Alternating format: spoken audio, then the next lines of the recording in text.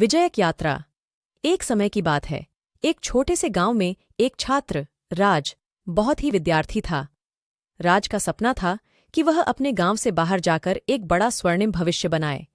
राज ने अपनी पढ़ाई में पूरी ईमानदारी से मेहनत की, लेकिन उसके पास इतने संसाधन नहीं थे। अक्सर वह सोचता कि क्या उसके सपनों को पूरा करना संभव है। एक दिन राज को गांव के अध्यापक ने एक कहानी सुनाई। यह कहानी राज के जीवन को पूरी तरह से बदल दी। कहानी यह थी कि एक समय की बात है। एक राजा अपने योद्धा सेना के साथ एक विजयक यात्रा पर निकला। राजा की सेना के पास केवल अल्प संख्या में योद्धा थे, लेकिन उनकी निरंतर मेहनत और अदम्य संकल्प था। सेना ने विभिन्न युद्धों में भाग लिया, परंतु हर युद्ध में वे हार गए। फिर भी राजा और उनकी सेना को संघर्ष करते देख एक विशेष दृष्टि की तरह एक वृद्ध राजगुरु उन्हें संदेश देते हैं।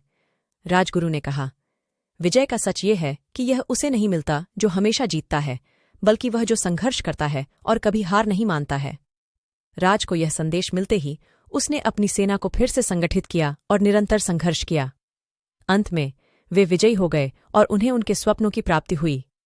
राज को यह कहानी समझ में आई कि सफलता का मार्ग सीधा नहीं होता है, बल्कि वह संघर्ष और उत्साह के माध्यम से जाता है।